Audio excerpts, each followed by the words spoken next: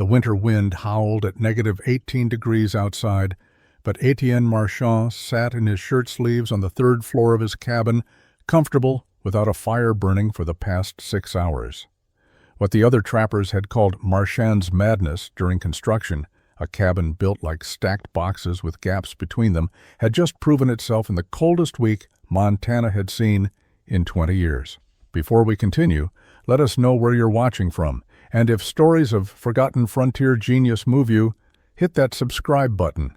Tomorrow's tale of survival innovation is even more remarkable. February 1838 brought the kind of cold that made experienced mountain men respect the wilderness all over again. Etienne Marchand had been checking his trap lines along the frozen tributaries of the Yellowstone River for 3 days, moving between beaver dams in temperatures that hovered near zero.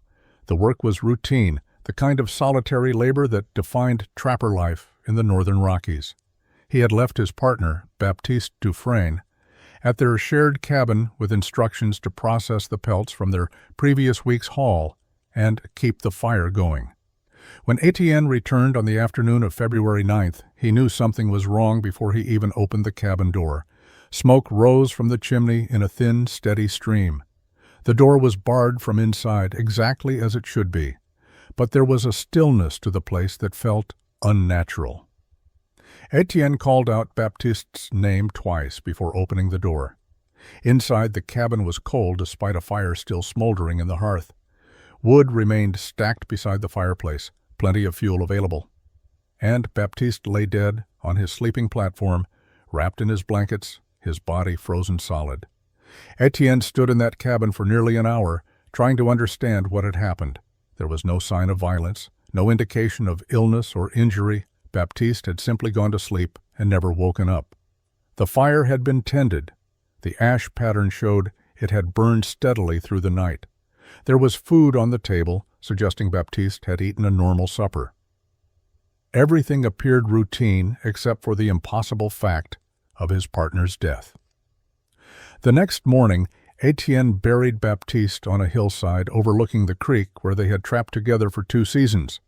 He marked the grave with stones and stood there as the sun rose over the mountains, trying to make sense of what frontier life had just taught him. Men died in the wilderness constantly. Grisly attacks, accidents, hostile encounters, starvation, these were understood risks. But freezing to death in your own cabin with a fire burning and wood available defied logic. That night, sleeping alone in the cabin they had shared, Etienne became aware of something he had never consciously noticed before. His feet, near the floor where the fire's heat pooled, felt almost too warm beneath his blankets. But his face, exposed to the air at sleeping platform height, felt the bite of cold despite the flames crackling just 8 feet away. He sat up and held his hand at different heights, measuring the temperature change with his skin. Near the floor, the air was tolerable, almost comfortable. At chest height on the sleeping platform, the air was frigid. At the ceiling, he could see his breath. Heat rose, he knew that much. Everyone knew it. But Etienne realized in that moment that in a single-story frontier cabin, rising heat meant escaping heat. It went straight up and out through the roof, leaving the very place where men slept, 4 or 5 feet off the ground, in a zone of deadly cold. Baptiste had not frozen because the fire went out.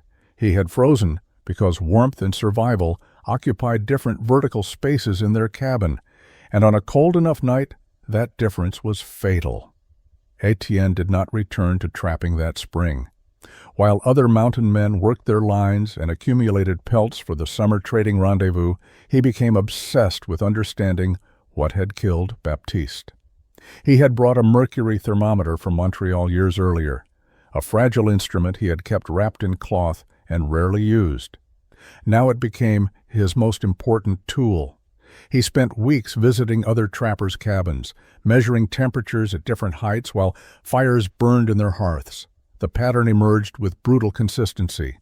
In a typical single-story log cabin with a fire burning steadily, the temperature near the floor might reach 60 degrees. At waist height, it dropped to 45. At sleeping platform height, around 4 feet up, it fell to 35. Near the ceiling, it might climb back to 55 or 60 before escaping through gaps in the roof construction. The warmest air in every cabin was in the space humans could not occupy, pressed against the ceiling, waiting to leak out into the winter night. Etienne talked to trappers who had survived close calls with cold. One man named Rémi Gauthier described waking in the night to find frost forming on his beard despite his fire burning strong. Another, Claude Thibault, admitted he sometimes slept on the floor during the coldest nights because his sleeping platform felt like an ice box. These were not weak men or poor fire tenders. They were experienced mountain men who understood survival, but they were losing a battle against physics they did not fully comprehend. The mathematics were simple once Etienne mapped them out. A man sleeping 4 feet off the ground in a single-story cabin existed in the coldest layer of interior air. The warmth from his fire rose past him, touched the ceiling, and escaped. He was burning wood to heat the space above his head and the ground beneath his feet, while the air he actually breathed and slept in remained dangerously cold. On a mild winter night, this was merely uncomfortable. On a night like the one that killed Baptiste, when exterior temperatures dropped to -15 or 20, the cold layer at sleeping height could fall below freezing, even with a fire burning 10 feet away. Etienne began sketching designs on pieces of bark using charcoal from his fire. He drew cross-sections of cabins with arrows showing heat movement. He calculated how much warmth was being lost through roofs. He estimated how much wood was being burned just to maintain minimally survivable temperatures. The waste appalled him. Trappers were working themselves exhausted, cutting firewood to feed inefficient structures that threw away most of the heat they generated. Other trappers noticed his fixation. When he visited their cabins, he spent more time staring at their ceilings and measuring air temperatures than he did in normal conversation. Some thought grief had affected his mind. Others assumed he was looking for something to blame for Baptiste's death. But Etienne was doing something more fundamental. He was learning to see invisible things, the vertical rivers of warm air flowing uselessly upward, the cold zones where men slept and died, and the terrible inefficiency of structures everyone accepted as adequate. Spring arrived in the mountains with its usual violence of melting snow and swollen creeks. Beaver were active again, and the trapping season demanded attention. Etienne set his lines mechanically, checking them with the minimum effort required, his mind elsewhere. His catch that season was poor compared to previous years. He was distracted, and his fellow trappers noticed. At night, while others sat around fires telling stories or repairing equipment, Etienne drew diagrams and performed calculations on every flat surface he could find. The concept that consumed him was straightforward in principle, but seemed impossible in execution. If heat rose and escaped through cabin roofs, then capture it before it escapes. Build upward instead of outward. Create multiple levels where the waste heat from below becomes the primary heat for above. Let the natural physics of rising warmth do the work instead of fighting it with more firewood. The idea was elegant. The practical challenges were enormous. A 2-story cabin was not unknown on the frontier, though they were rare. The problem was that building upward required significantly more skill and materials than building a simple single-level structure. Load-bearing walls had to support weight above. Stairs or ladders consumed interior space. Most crucially, 2-story cabins still lost their heat through a single roof. The upper level just put the sleeping space closer to where warmth accumulated before escaping. It was better than single-story construction, but still wasteful. Etienne wanted something different. He wanted to capture heat in stages, creating layers of warmth that built upon each other. The design that emerged in his sketches looked absurd, even to him at first. Multiple small cabins stacked vertically, but not as a simple tower. The middle level would consist of 2 separate structures with a gap between them. a channel for heat to rise through while the cabins on either side absorbed that rising warmth. The top level would sit above this thermal chimney, receiving the concentrated heat. Each level would be its own enclosed space but connected through the physics of rising air. It looked like boxes stacked by a child who did not understand balance. It looked unstable, wasteful, and bizarre. But the thermal logic was sound. A fire burning on the ground level would heat that space adequately. Its rising warmth, instead of escaping directly through a roof, would flow upward through the central channel. The two middle cabins, flanking this channel, would have stone-lined interior walls facing the gap. These stones would absorb heat from the rising air and radiate it into the middle-level living spaces. The rising warmth would continue upward to the top cabin, which would become the warmest space in the entire structure. Each level would be progressively warmer than the one below. The system would create 3 distinct thermal zones from a single fire. Etienne knew how it would look to others. He could already imagine the mockery. But Baptiste's frozen body had taught him something the living could not, that looking foolish was preferable to dying warm-footed and cold-chested in a traditional cabin that everyone agreed was built correctly. By late spring of 1838, Etienne had refined his design to the point where he believed it could actually be built. The sketch that had started as an abstract concept now included specific measurements, materials lists, and construction sequences. The ground floor cabin would be 14 feet square with walls 7 feet high, providing adequate space and structural stability. The 2 middle cabins would each be 10 feet square, positioned with a 2-foot gap between them. The top cabin would be 8 feet square, centered over the gap. The total height would approach 30 feet, unprecedented for a frontier dwelling. The structural challenges dominated his planning. The ground floor cabin would need to support several tons of weight from the levels above. This required exceptional foundation work and load-bearing wall construction. Etienne calculated that he would need to select logs with minimal taper, at least 12 inches in diameter, and fit them with precision that exceeded normal frontier standards. The corners would require additional reinforcement. The ceiling beams supporting the middle level would need to be massive, logs at least 10 inches thick, spaced no more than 18 inches apart. The middle level presented unique problems. Building 2 separate cabins side by side on top of another structure meant creating independent walls that did not share support. Each middle cabin would need its own corner construction and roof, but they had to be built simultaneously to maintain balanced weight distribution on the floor below. The 2-foot gap between them had to remain consistent from bottom to top, requiring careful measurement and adjustment throughout construction. Any deviation would compromise the thermal chimney effect. The interior walls facing the gap needed special treatment. Etienne planned to line them with flat stones set in clay mortar, creating thermal mass that would absorb heat from rising air and radiate it into the living spaces. These stone walls would add significant weight, requiring even stronger floor supports. The stones themselves would need to be gathered, selected for flatness, and shaped. Weeks of additional work before cabin construction could even begin. The top cabin posed different challenges. It needed to be light enough not to overload the middle-level structure, but strong enough to withstand wind at 30 feet above ground. Etienne planned to use slightly smaller logs, perhaps 10 inches in diameter, and keep the interior space minimal. The crucial feature would be adjustable floor panels that could be opened or closed to control heat flow from the thermal chimney below. These panels would allow him to regulate temperature in the top cabin and prevent it from becoming dangerously overheated. Etienne estimated the construction timeline at 3 to 4 months working alone. A traditional cabin took 4 to 6 days.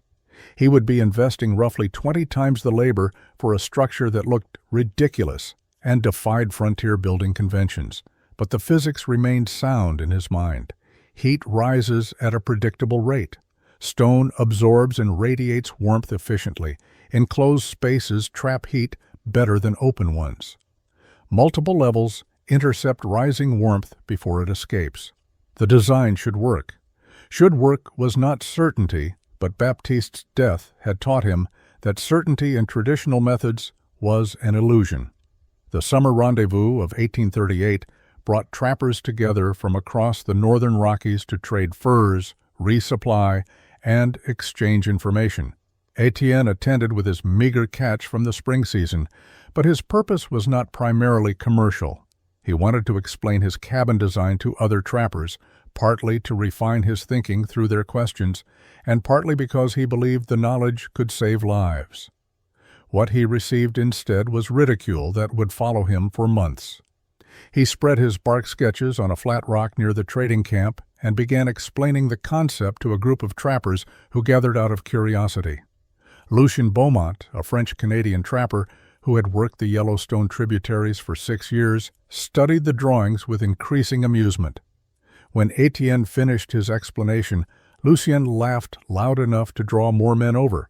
He called it building a tower to God, asked if Etienne planned to reach heaven before the Almighty was ready for him, and suggested that grief over Baptiste's death had damaged his reason. Others joined the mockery with creative enthusiasm. One trapper said Etienne was wasting time building 3 cabins when he only needed 1, apparently too foolish to make up his mind about proper size. Another predicted the structure would collapse in the first strong wind, crushing Etienne in his sleep and proving that mountain men should stick to proven methods. A German immigrant named Heinrich Brenner calculated the wood requirements and declared it wasteful madness to spend months building what could be accomplished in days. The criticism that stung most came from older trappers who had survived decades in the mountains. They argued that if better cabin designs existed, someone would have already discovered them. The current methods had been tested across generations and geographic regions. Men had built log cabins for hundreds of years using techniques that worked adequately. Etienne's complex design, with its gaps and multiple levels, represented pointless innovation driven by emotional response to a tragic but random death. Baptiste had likely died from some underlying health condition, they suggested, not from cabin design flaws. Etienne tried to explain the temperature measurements he had taken, the vertical heat distribution problem, the physics of thermal stratification. But mountain men were practical people who trusted experience over theory. They knew fires made cabins warmer. They knew cold killed people. They did not know or care about invisible temperature layers or heat capture efficiency. What they saw in Etienne's sketches was unnecessary complexity that would consume an entire season for questionable benefit. By the end of the rendezvous, Etienne had become a source of entertainment. Trappers who had never spoken to him before now called out greetings, asking how tall his tower would be, whether he planned to install bells at the top, if he wanted to build a cathedral instead of a cabin. The mockery was not particularly mean-spirited by frontier standards. Mountain men valued humor and tolerated eccentricity, but it was persistent and unanimous. Not a single trapper expressed interest in attempting a similar design. Most predicted he would abandon the project once he began actual construction and confronted the practical impossibilities. Etienne packed his supplies and left the rendezvous early. He did not argue further or defend his plans. Words would not convince anyone. Only a completed structure surviving winter could do that. Late July brought Etienne back to the site where Baptiste was buried. He selected a location for his cabin 50 yards from the creek on elevated ground with clear sight lines in multiple directions. The spot was less convenient for water access than typical cabin sites, but it offered visibility and drainage. More importantly, the ground was relatively level and composed of dense soil that would support the weight he planned to place upon it. He spent 3 days clearing the area of brush and small trees, creating a workspace larger than necessary for a single cabin because his structure would require room for material staging and construction access. The foundation work began with careful measurement. Using a rope marked at 1-foot intervals, Etienne laid out a precise 14-foot square and marked the corners with stakes. Then, he began digging a trench around the perimeter, 8 inches deep and 12 inches wide. This was unusual. Most frontier cabins simply sat on the ground or on minimal stone footings. But Etienne needed a foundation capable of supporting 3 levels of log construction plus the additional weight of stone thermal mass in the middle cabins. He spent 4 days digging, removing roots, and leveling the trench bottom. He filled the trench with stones gathered from the creek bed, selecting rocks for their flat surfaces and stability. The largest stones went at the bottom, smaller ones filled gaps, and he used creek gravel to lock everything together. The result was a foundation that extended slightly above ground level, creating a level base and preventing ground moisture from wicking into the first logs. This foundation work alone took 12 days, which seemed excessive for a structure that would not be visible once the cabin was complete. But Etienne understood that everything above depended on stability below. The first floor walls went up using techniques any experienced trapper would recognize. He selected pine logs approximately 12 inches in diameter, cutting them to 14-foot lengths for the front and back walls, and slightly shorter for the sides to accommodate corner notching. He stripped the bark completely, using a draw knife, tedious work that left his hands blistered but ensured the logs would fit together with minimal gaps. Traditional saddle notch corners connected the walls, each log carefully shaped to seat firmly on the one below. The chinking between logs used a mixture of clay from the creek bank, dried grass, and pine resin he had collected and boiled down. This was standard frontier practice, creating a seal against wind and rain. The walls rose steadily, reaching 7 feet in height after 3 weeks of work. Neighbors who passed by, other trappers moving through the area, nodded approvingly at what they saw. This looked like competent, if overly careful, cabin construction. But the ceiling construction revealed Etienne's true intentions. Instead of simple poles across the walls topped with bark and sod, he installed massive beams. These were logs 10 inches in diameter, notched into the top wall logs and spaced only 18 inches apart. He cut and fitted them with precision, creating a ceiling structure capable of bearing tremendous weight. When Lucien Beaumont stopped by in early September and saw this ceiling, he understood that Etienne was actually proceeding with his insane plan. September brought the first hints of autumn cold, and Etienne began the construction phase that would transform his cabin from unconventional to incomprehensible. On top of the robust ceiling he had built, he marked out 2 separate cabin footprints, each 10 feet square, positioned with a precisely measured 2-foot gap between them. This gap ran from the front edge of the structure to the back, creating a channel that bisected the middle level. When trappers saw what he was doing, the real mockery began. Building 2 cabins side by side on top of another cabin violated every principle of frontier construction logic. If you needed more space, you built a larger single structure. If you wanted multiple rooms, you created interior partitions. You did not construct separate buildings with a gap between them atop an existing cabin. The gap itself seemed particularly wasteful. It would allow heat to escape, create structural instability, and serve no apparent purpose. Lucien started calling it Marchand's boxes, a name that spread quickly through the local trapping community. Etienne began with the left cabin, raising walls using 10-inch diameter logs cut to 10-foot lengths. The corner construction matched his ground floor technique, solid saddle notches that seated firmly, but the interior wall, the one facing the 2-foot gap, received special treatment. As the logs went up, Etienne lined this wall with flat stones gathered from the creek. He selected stones approximately 4 inches thick and as large as he could carry, setting them in clay mortar against the interior log surface. This stone layer added significant weight, but created thermal mass that would absorb and radiate heat. The right cabin went up simultaneously, its construction mirror imaging the left.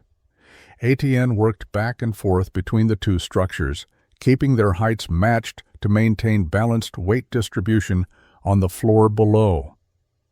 The gap between them remained consistent, checked constantly with his measuring rope. As both cabins rose to 6 feet in height, the bizarre nature of the design became fully apparent. Anyone approaching the site saw what looked like two small cabins perched on top of a larger one with an inexplicable space between them. Trappers who visited during this phase questioned Etienne's sanity more seriously than before. The structure looked dangerous, top-heavy, and unstable. The gap between the middle cabins appeared to be a construction error, as if Etienne had miscalculated spacing and now had an unusable void.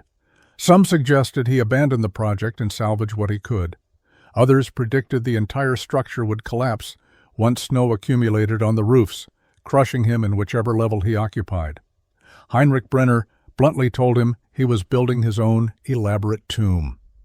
Etienne rarely responded to criticism. He was focused on technical challenges that outsiders could not appreciate. The middle cabin walls had to be perfectly plumb, despite sitting on a platform 30 feet above ground.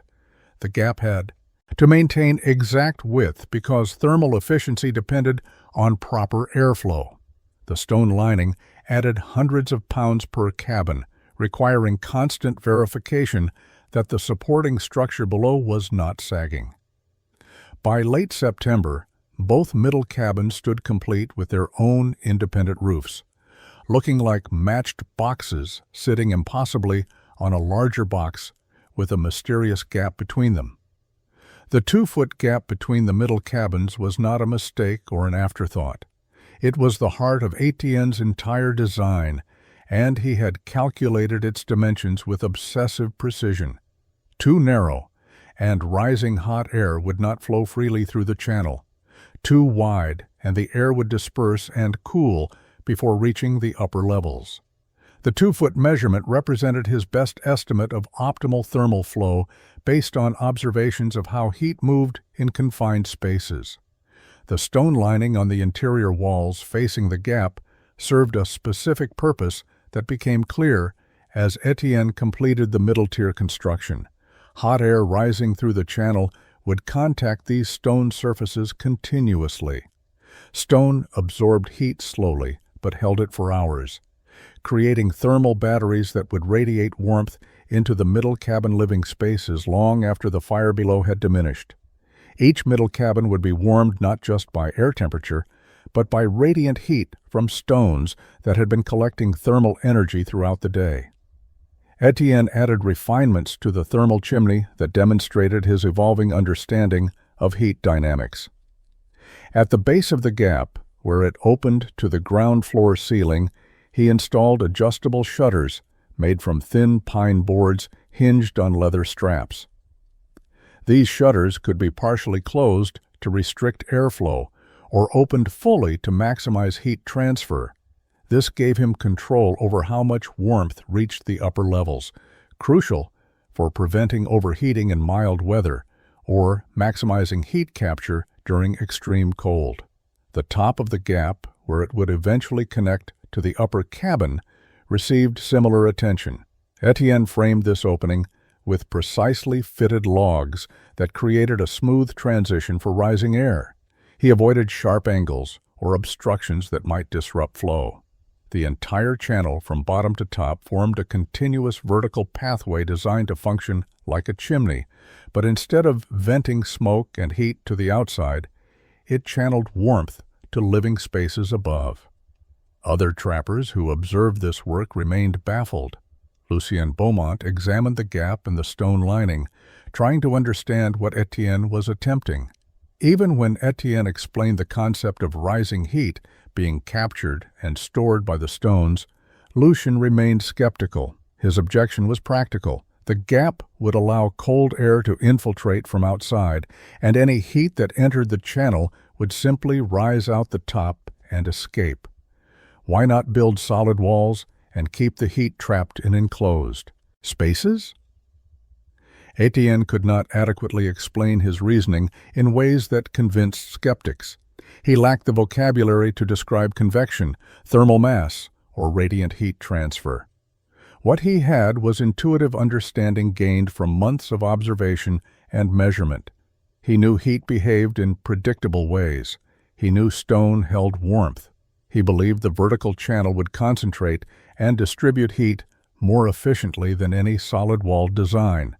But belief without demonstration was merely theory, and theory did not impress mountain men who lived by proven methods. October brought the first serious snowfall to the mountains as Etienne began construction of the top cabin. This final level would crown the structure and receive the ultimate benefit of the thermal system below. He had designed it to be 8 feet square, smaller than the middle cabins, both to reduce weight on the supporting structure and because the concentrated heat rising through the thermal chimney would make efficient use of limited space. The positioning was critical. The top cabin had to center precisely over the 2-foot gap between the middle cabins. This alignment would place the top cabin floor directly above the thermal chimney, allowing rising heat to enter the uppermost living space without obstruction. Etienne built a temporary scaffold between the middle cabin roofs to establish level working surfaces, then began laying out the top cabin footprint with the same obsessive precision he had applied to every previous phase. The floor construction incorporated the system's most innovative feature. Instead of a solid floor, Etienne created a framework with removable panels. 3 panels, each approximately 2 feet square, could be lifted out entirely to open direct pathways from the thermal chimney into the top cabin. These panels were thick pine planks fitted into grooved frames, easily removed but sealing tightly when in place. With all panels removed, the top cabin would receive maximum heat from below. With all panels installed, it would function as an insulated space, heated primarily by ambient warmth rising through gaps around the panel edges. The walls went up using logs slightly smaller than those in the levels below, 10 inches in diameter instead of 12. This reduced weight while maintaining structural integrity. Etienne fitted each log carefully, conscious that at 30 feet above ground, wind forces would be significant. The corners used reinforced saddle notches with wooden pins driven through multiple logs to prevent shifting. The chinking was packed especially tight, creating a seal against the wind that whipped across the elevated site. The roof construction followed traditional methods: ridge poles covered with split planks, birch bark for waterproofing, and a layer of sod for insulation. But Etienne built it steeper than normal to shed snow quickly and reduce accumulated weight. The completed top cabin was small, almost cramped, but it represented the culmination of his design. A single fire burning on the ground floor 23 feet below would heat this space through thermal dynamics alone. By late October, the complete structure stood finished. 3 distinct levels stacked vertically. The middle tier split into 2 separate cabins with a visible gap between them, the whole assembly reaching nearly 30 feet in height. It looked exactly as ridiculous as everyone had predicted. The proportions seemed wrong. The upper levels too small for the base, the gap too prominent, the overall height excessive for a wilderness dwelling. Neighbors who saw the completed structure shook their heads in amazement that Etienne had actually built his impossible tower. He moved his supplies into the ground floor cabin and prepared for winter, knowing the coming months would either validate 3 months of obsessive work or prove he had wasted an entire season building an elaborate monument to foolishness. Lucien Beaumont visited on a cold November afternoon, ostensibly to check on Etienne before winter isolated everyone in their own territories, but actually to voice concerns that other trappers had been discussing. He stood looking at the completed structure for several minutes before speaking, studying the stacked cabins with the critical eye of someone who had built and lived in frontier shelters for years. His assessment was blunt and troubling.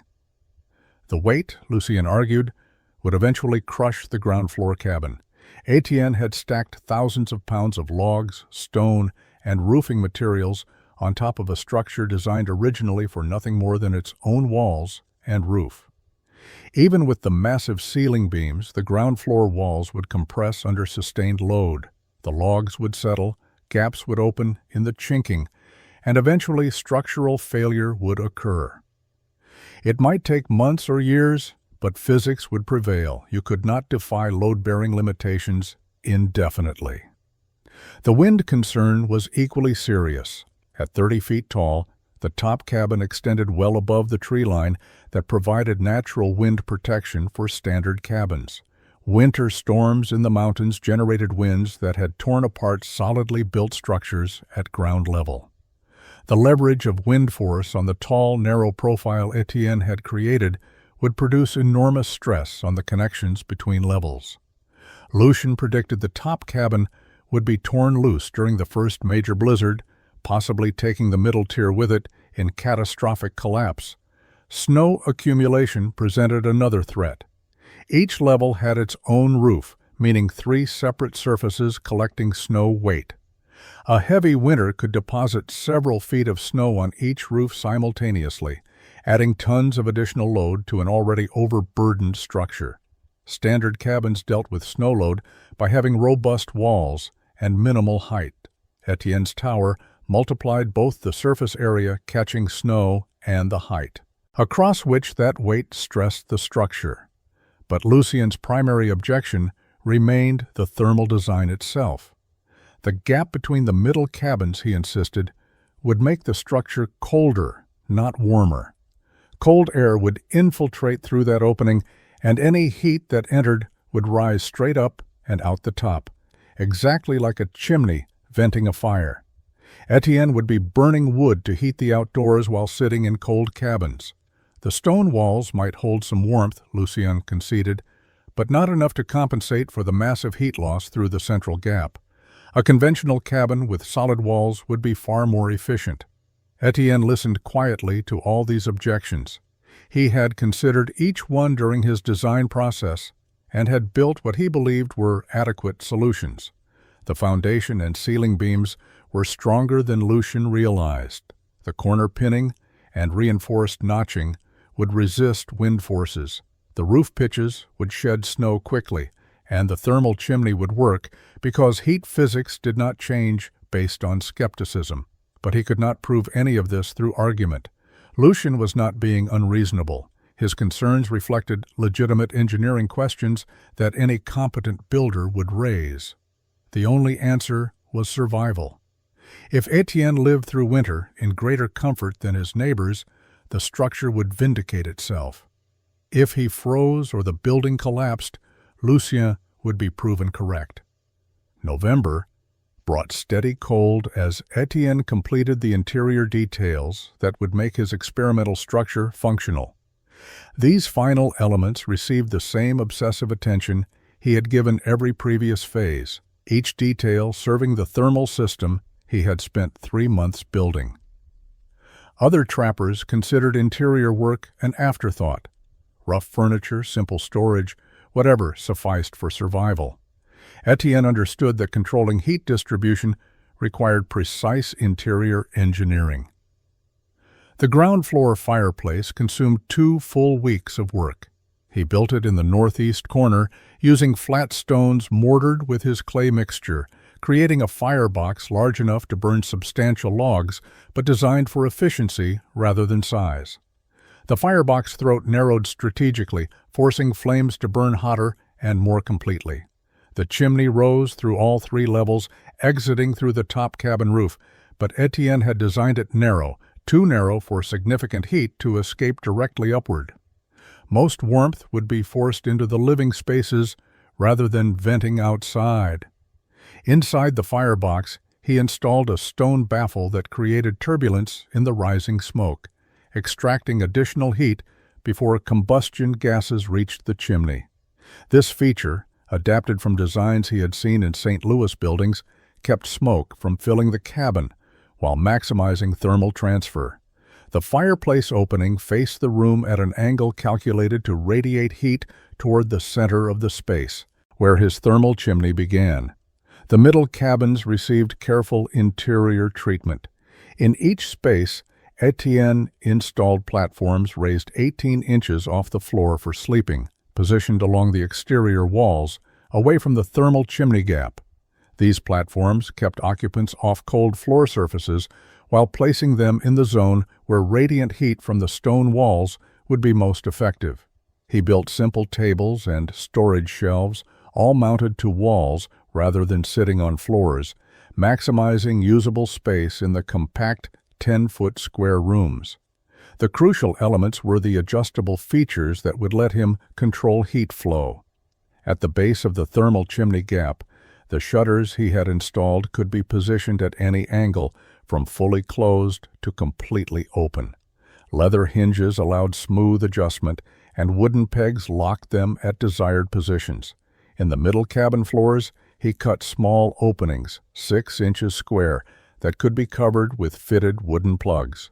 These vents would allow warm air to rise from the ground floor directly into the middle cabins, supplementing the heat captured from the thermal chimney. The top cabin floor panels were the system's finest feature. 3 panels, each carefully fitted into grooved frames, lifted out completely to open the thermal chimney directly into the uppermost space. With these panels removed, the top cabin became the terminus of a vertical heat highway originating at the ground floor fireplace. Etienne could regulate temperature in this small space with remarkable precision by adjusting how many panels were installed or removed. He built minimal furniture in the top cabin, a sleeping platform, a small shelf, nothing more. The 8-foot square space was intended for sleeping primarily, taking advantage of the concentrated warmth that would accumulate there. By late November, every detail was complete. Early December brought temperatures that dropped below freezing at night, but remained tolerable during daylight hours. Etienne lit his first fire in the new fireplace on December 3rd using seasoned pine that had been drying since September. The flames caught quickly, burning hot in the efficient firebox he had designed. Within minutes, he could feel warmth radiating from the stone fireplace into the ground floor space. The real question was whether that warmth would reach the levels above as he had calculated. He spent the first day moving between levels, checking temperatures with his mercury thermometer and observing how heat distributed through the structure. The ground floor warmed predictably, reaching comfortable temperatures near the fireplace and remaining tolerable throughout the 14-foot square space. The thermal chimney gap showed immediate activity. Holding his hand near the opening, he felt distinct upward air movement as heated air began rising through the channel. The middle cabins responded more slowly. For the first 2 hours, they remained cold, barely warmer than the exterior temperature.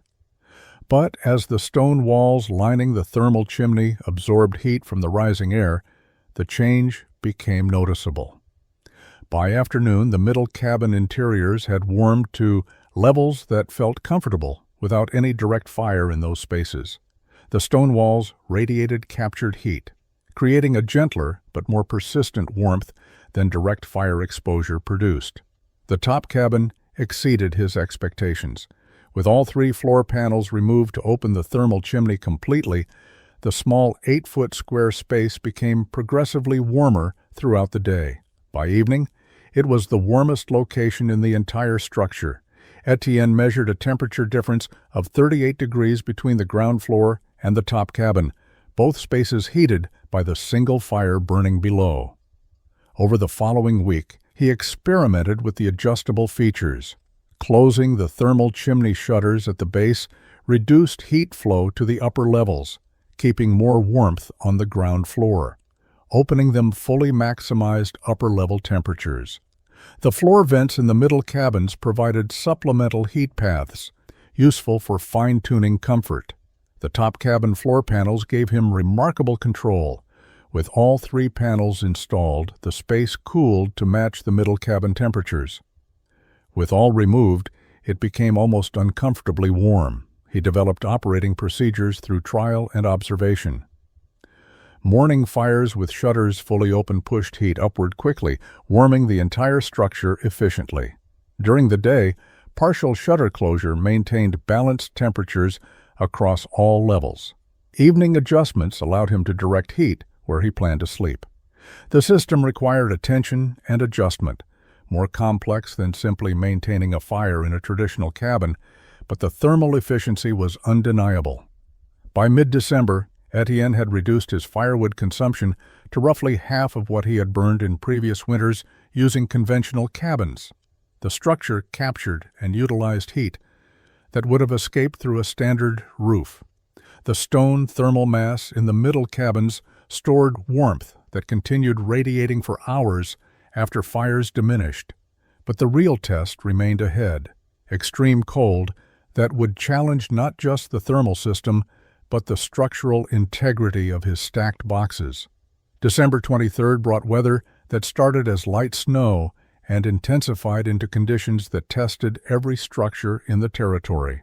By evening, wind-driven snow reduced visibility to nothing, and temperatures plummeted to levels that made survival a legitimate concern. Lucien Beaumont, in his traditional cabin 3 miles away, fed his fire constantly throughout the night, burning through wood he had expected to last a week. He wore every piece of clothing he owned and still shivered in his blankets, huddled as close to the flames as safety permitted. 2 other trappers in the area, Claude Thibault and Rémi Gauthier, experienced similar desperation. They burned furniture when firewood ran low, broke up spare equipment for fuel, and seriously considered the dangerous option of traveling to neighboring cabins for shelter despite the blizzard conditions. The cold was not merely uncomfortable, it was life-threatening. At -18 degrees with wind howling through every gap in their chinked walls, their cabins barely maintained temperatures above freezing near the fires. Etienne lit a moderate fire on his ground floor around sunset and adjusted his thermal chimney for maximum heat distribution. As exterior temperatures dropped, he monitored conditions on each level. The ground floor remained comfortable near the fireplace, cooling toward the walls but never approaching dangerous cold. The middle cabins, warmed by the stone walls, radiating stored heat, maintained steady temperatures that required no additional fire. He spent the evening in one of the middle cabins, sitting at his table in his regular clothing, completely comfortable. Around midnight, as the storm reached peak intensity, he climbed to the top cabin. With all 3 floor panels removed, this space received the concentrated thermal output of the fire burning 23 feet below. The temperature difference was remarkable. While exterior air was -18 degrees, the top cabin measured 79 degrees. Etienne removed his heavy wool shirt and sat in his undershirt warm enough that he opened one of the small windows briefly to moderate the temperature. He slept that night in the top cabin without blankets, something unthinkable in any traditional frontier cabin during such conditions. The stone-lined thermal chimney continued radiating stored heat, even as the ground floor fire diminished to coals. The multi-level design meant that even if the fire went out completely, the thermal mass in the structure would maintain survivable temperatures for hours. The system had redundancy built into its physics. The blizzard continued for 36 hours. Etienne maintained a conservative fire schedule, burning perhaps 1/3 the wood he would have consumed in a conventional cabin under these conditions. He moved between levels based on preference rather than necessity, each space offering different but adequate warmth.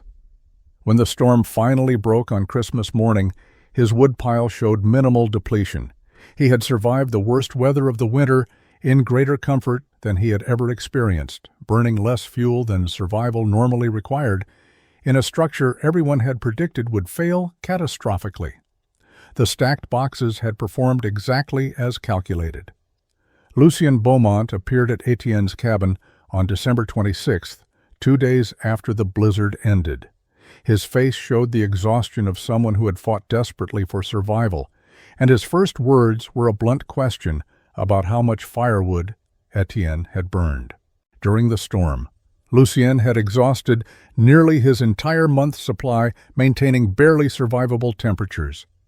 He assumed Etienne must have done the same or worse, given the exposed height of his structure and the heat-losing gap everyone knew would make the design fatally inefficient. Etienne walked Lucien to his woodpile without speaking. The stack showed obvious depletion, but nothing approaching catastrophic consumption. Lucien stared at the remaining wood, calculating mentally, then looked at Etienne with confusion bordering on disbelief. The amount of wood missing suggested moderate use, not the desperate burning required to survive negative 18-degree temperatures in an exposed structure. Either Etienne was lying about his usage or something impossible had occurred. Inside the ground floor cabin, Lucien felt immediate warmth despite seeing only moderate coals in the fireplace. Etienne added 2 logs, and within minutes, heat radiated from the efficient stone firebox. But the ground floor was not what interested Lucien. He wanted to see the upper levels, the spaces everyone had predicted would be frozen death traps. Etienne led him to the middle tier using the ladder he had built against the exterior wall. The middle cabin interior shocked Lucien into silence. The space was genuinely warm, comfortable enough that Etienne clearly spent time there in normal clothing without suffering. Lucien approached the interior wall lined with flat stones and placed his palm against the surface.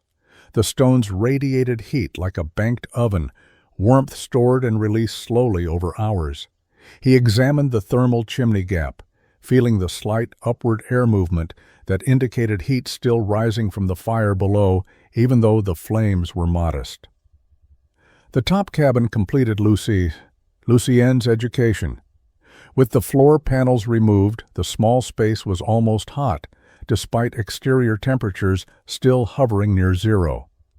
Lucien stood in that 8-foot square room, feeling warmth that had no visible source, no fire burning, just thermal energy that had traveled vertically through Etienne's carefully engineered system.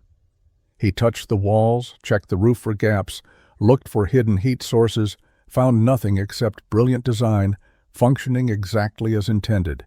He asked technical questions for nearly an hour. How wide was the thermal chimney gap? What stones worked best for the interior lining? How were the floor panels fitted? How did the shutters control heat flow? Etienne answered each question precisely, explaining the physics as he understood them and the construction details that made the system work. Lucien listened with the focused attention of someone recognizing that he had witnessed genuine innovation, not clever trickery or lucky accident. When Lucien finally left, he offered no apology for his previous mockery, no admission that he had been wrong. Mountain men did not operate that way. But his final words before departing carried implicit acknowledgement. He asked if Etienne would be willing to explain the construction details to other trappers who might want to learn. Etienne agreed immediately. Spring of 1839 brought trappers out of winter isolation, and word of Etienne's cabin spread through the community with remarkable speed. Men who had barely survived the brutal December blizzard heard that Marchand had sat comfortably in his stacked boxes, burning a fraction of normal firewood. Skepticism gave way to curiosity.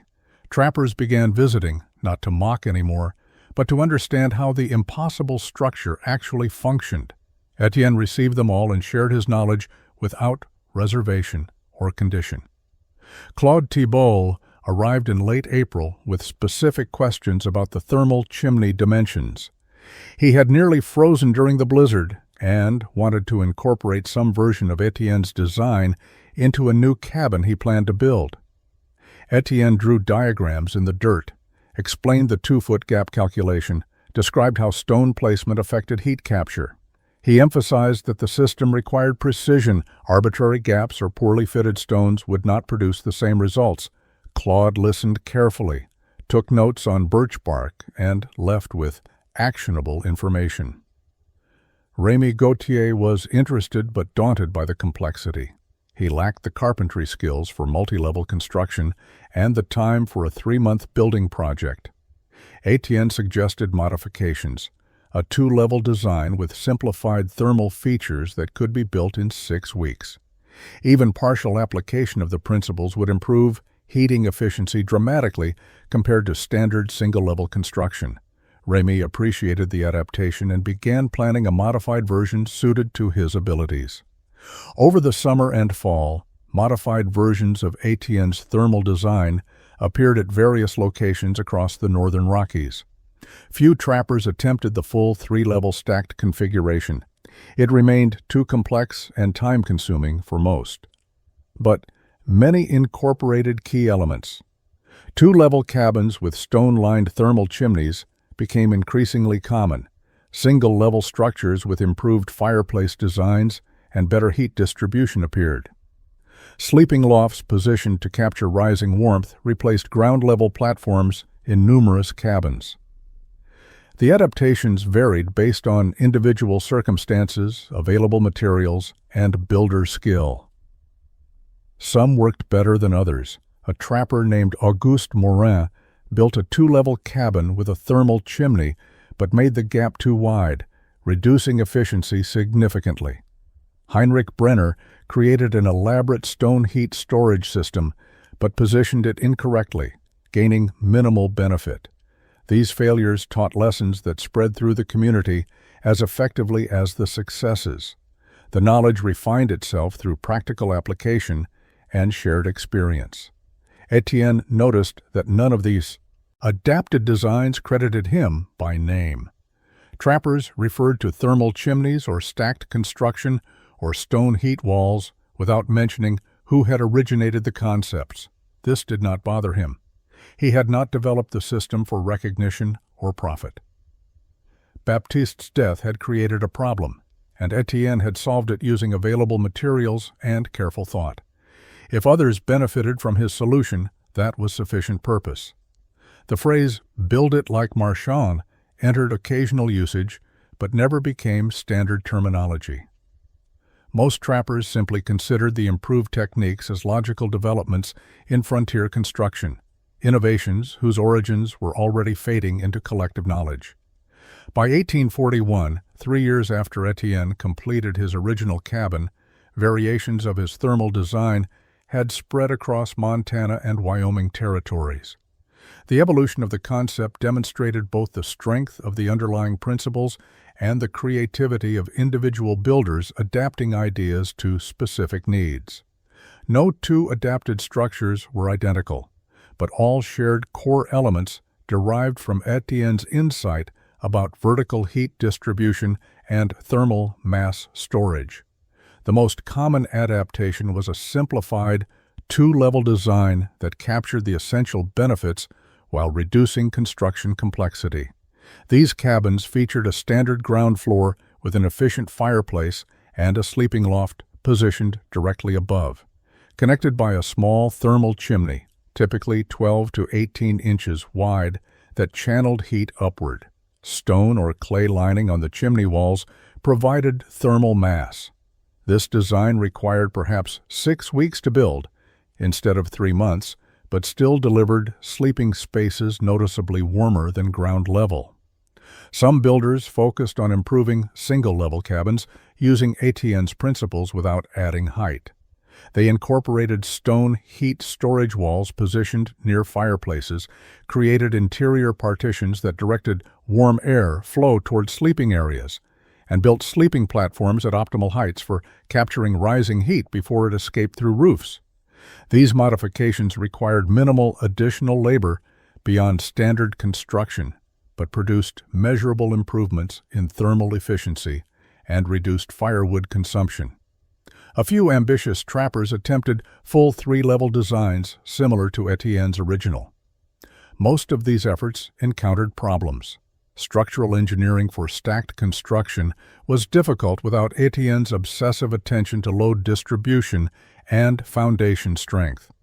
Several collapsed partially during construction or suffered damage from wind or snow load, but a handful succeeded, creating structures that matched or nearly matched the performance of Marchand's boxes. These successful replicants proved the design was repeatable, not dependent on unique circumstances or unreproducible technique. Geographic adaptations emerged based on local conditions. In areas with abundant flat stone, builders incorporated more thermal mass, creating elaborate heat storage systems. In regions with limited stone but good clay deposits, thick clay walls served similar purposes with different thermal characteristics. Higher elevation sites, with extreme wind, required more robust structural reinforcement. Lower elevation locations with milder winters allowed lighter construction while still benefiting from improved heat distribution.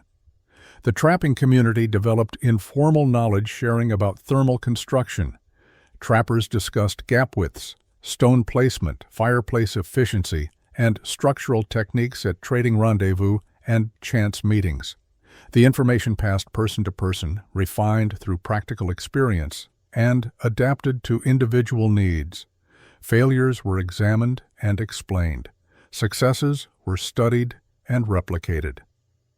Within 5 years of Etienne's original construction, thermal efficiency had become a recognized consideration in frontier cabin design, though few builders remembered or acknowledged where the concepts originated. Etienne himself continued refining his original structure. He added adjustable exterior shutters that could close the thermal chimney opening during summer to prevent unwanted heat accumulation. He experimented with different stone types, discovering that darker stones absorbed heat more effectively than lighter-colored varieties. He modified his fireplace baffle system multiple times, incrementally improving efficiency. His cabin became a constantly evolving laboratory for thermal engineering principles that he continued exploring even as others adopted static versions of his initial design. The fur trade that had sustained Etienne for over a decade collapsed with surprising speed between 1841 and 1843. Beaver populations had been trapped to near extinction across the accessible territories, but the fatal blow came from changing fashion. European and American hat makers shifted to silk, destroying demand for beaver pelts almost overnight. The economic foundation of mountain life disappeared, and trappers faced a choice: find new wilderness opportunities or return to civilization and conventional work. Etienne left the mountains in the spring of 1843. He had saved money during his trapping years, living frugally even when fur prices were high, and he had enough capital to start a different life. He sold his trapping equipment to men still hoping the trade would recover, but he left his cabin standing. The structure had proven itself through 5 winters, surviving blizzards, wind, and heavy snow loads that had damaged or destroyed numerous conventional cabins in the area. It was sound enough to serve whoever might need it next. He traveled west to Oregon Territory, following the emigrant trails that were beginning to carry farmers and settlers toward the Pacific. The journey took 6 weeks by horse, and during those long days of travel, Etienne thought about what he would do in his new life. He had skills: carpentry, construction, an intuitive understanding of how buildings could be made more efficient. Oregon was growing rapidly, needing builders who could work quickly and competently. He would find opportunities there. In Oregon, he purchased land near Salem and built himself a cabin. It was a simple single-story structure, adequate for one man living alone in a mild climate that did not demand the thermal engineering he had developed for Montana winters. The irony was not lost on him. After years of perfecting multi-level thermal systems, he now lived in a basic cabin that any frontier builder could have constructed. But the Oregon climate made elaborate heating unnecessary, and Etienne was tired of being the strange builder with unconventional ideas. He found work as a carpenter in Salem, building homes and commercial structures for the growing town. His work was competent and reliable, and he developed a reputation for solid construction. Nobody in Oregon knew about his Montana cabin or the thermal innovations he had pioneered. He never mentioned them.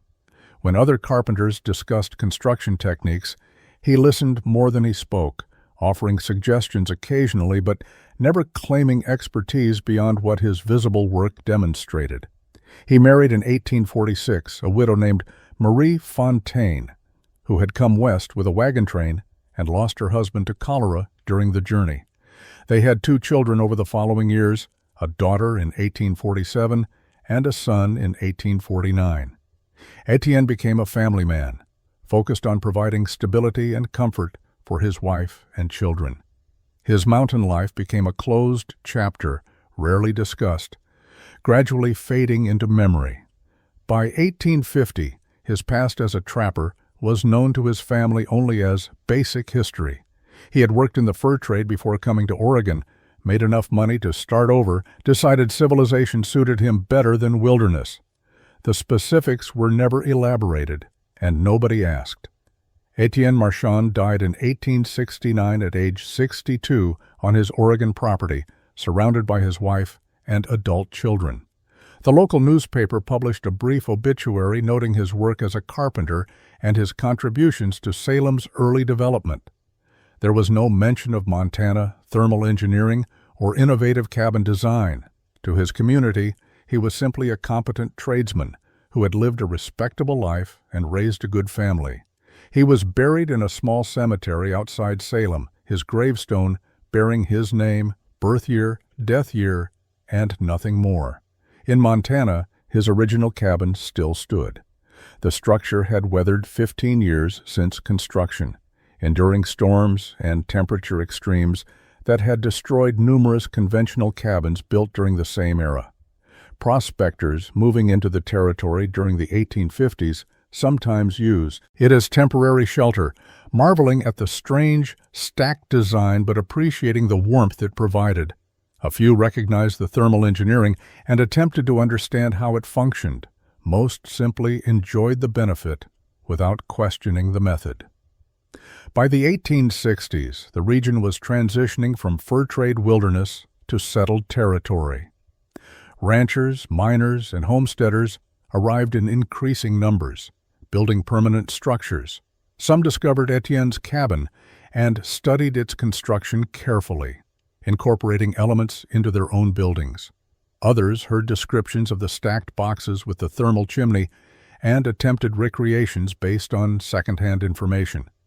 The design principles spread incrementally, adapted, and modified, gradually becoming part of the collective knowledge of frontier construction in cold climates.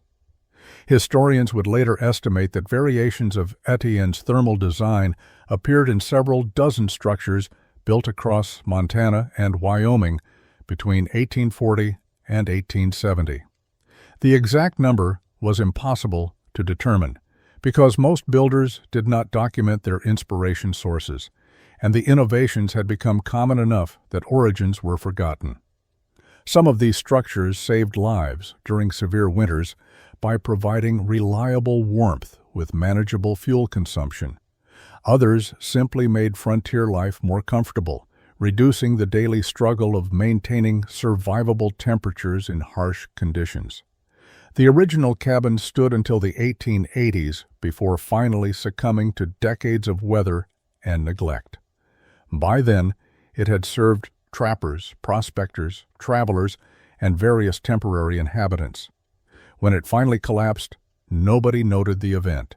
It was just another abandoned frontier structure returning to the forest. The logs rotted, the stones scattered, and the site gradually disappeared under new growth.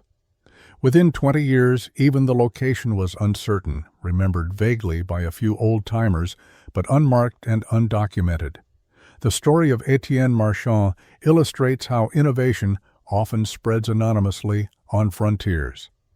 He solved a specific problem using available materials and careful observation, created a design that worked demonstrably better than existing methods, and shared his knowledge freely with anyone interested.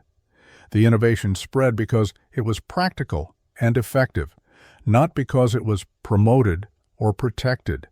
His name faded from association with the techniques he pioneered, but the techniques themselves persisted, incorporated into the collective wisdom of frontier builders. The impossible had become routine, transformed from mockery to acceptance to forgotten origin.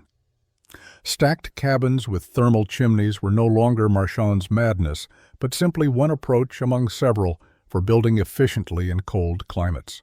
The knowledge lived in structures scattered across the mountains, teaching through example, saving lives through physics, proving that sometimes the most valuable legacy is not fame, but functional solutions that outlive their inventors.